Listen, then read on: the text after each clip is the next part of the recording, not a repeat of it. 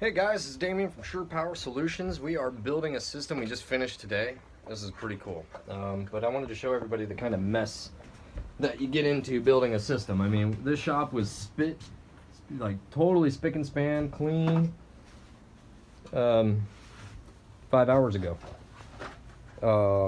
Yeah, building a power system takes just a little bit of everything. It takes a little of this, a little of that, tape, scissors, wires.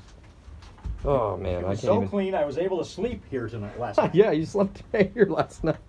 Yeah, we get into power here. We really get into it. We like do all-nighters in some cases. We sleep on the job, but this is cool. This is it. This is Elite's Power Solutions ABC system, which is really ahead of its time in certain ways, and pretty cool. What we're looking at right now is it's showing us the amount of power that's going in. Here we've got current, which is showing us we're at 9.5 amps that the batteries are absorbing right now. The charger has reached its pretty much its top end here. It's slowing down, trickle charging. You know, I might have to set this on a different battery setting so we get up we get up here on the capacity, but that'll be another video. But this is it. I mean, we just stuffed a bunch of things in here. 12 lithium 100 amp hour cells. So these are lithium iron phosphate cells. There's 12 of them in here. Was it 300 amp hours? Actually, not 1200 amp. We put in 300 amps. 300 At 300 amp hour batteries. Yes, 300 amp hour batteries. That's just showing you what's on this. It's showing the 14. Let me push that so it shows up better. Ooh. And that's the solar charge controller. And that unit is down here. And that is an MPPT. Solid state, doesn't have any fans or anything for cooling. It has its goods and its bads, and we put our own fan and added a bunch of neat things in here. This is pretty cool. Right now what we're going to do is I leapfrogged off the fan in here at a 5 volt. We're going to throw a little 5 volt relay. This guy is going to go in here, and this relay is going to kick on this 12 volt fan.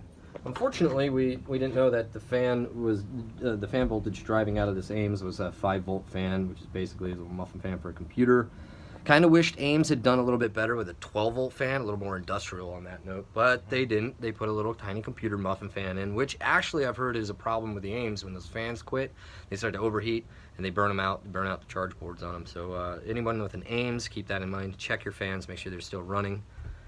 We've got our shunt hooked up. I mean, this is just everything you need to keep an eye on your system. And the neat thing is we put a momentary switch in here so we can go into individual cells. So we're looking at all 12 cells, looking at the cell voltage and the cell temperatures, and this really helps us give it a bird's eye view on the batteries themselves. Each individual cell, meaning that we have 12 cells in a series parallel configuration, equaling a total of 300 amp hours of usable energy, not 50% depth of discharge lead acid type or sealed lead acid type battery measurements. We're doing 90% depth of discharge, so we're getting all 300 rated amp hours. The batteries are rated a little higher than 300 amp hours, so we can safely say 300 is a honest number.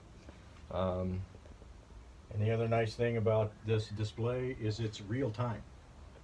Oh yeah. This is real time. Yeah. It's constantly analyzing and changing as you watch it scroll down, and it's real time.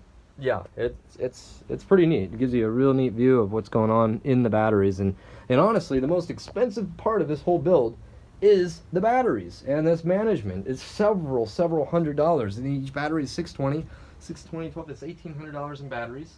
There's a $700 Ames inverter. There's a $100 charge controller. Just the battery management for this bad boy was another $600 because you just need some high-tech stuff to make this work properly. And then we don't mess around. We're using a Gigavac brand contactor there. It's over 1 million cycles. It's marine grades. It's waterproof, and it's built to last. And it's good for about 350 amps continuously without cooking. Holds at 0.4 of an amp, so at 12 volts it holds at a very low current. Gigavac makes an even better one on a different line. I'll get into that in another video, but they make one that holds at even lower than that, like milliamps. So that's a really cool it's a hybrid dual coil relay. But this is it. This box here that we built several years ago gives you AC output. So you don't even have to open this thing up to get power out of it. You set it and forget it for the most part. It's also got 12 volt and yeah, USB. you got your ancillary power out here, so you've got to charge your phone, your computer, your laptop, and then you've got. Now, if I turn this on, There you go. Boom. blink. There's the 12 volt. That's pretty cool. You just turned on the load output side of the charge controller, and that's what's driving this ancillary output side. So we've got multiple battery protection and voltage protection systems on this, so if you forget that this thing's plugged into a heater or anything like that, it's going to automatically shut off. And it even sends you a little note that says dummy. Yeah, I'm just joking. It really doesn't send you a note that says dummy, but it's almost that smart. We'll select it back. There we go. We're looking at our state of charge right here. We're at 14.2 volts. It's hugging up there around 14.4 volts. I'm going to have to make a switch on this battery type so we get a higher voltage on it now that we have management. Now we can take this battery up to its more of 100% state of charge safely, you know what I mean, within the management. As long as it's safe. That's if anybody knows me, that's a weird thing to say I'm safe, because being a professional skateboarder and a motocross racer and jumper and jumping out of airplanes and flying off stuff, I am not by definition a safe person, but yet I am very safe, or I'd be dead because of all the stuff I do.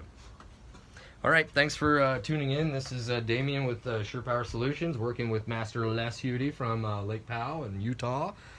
This is a boat. This is going on a boat system. This runs a freezer and various other cool things so that they don't have to run it. Mainly a freezer, but now since we've upgraded it, we're looking to expand its usage. That's right. Awesome.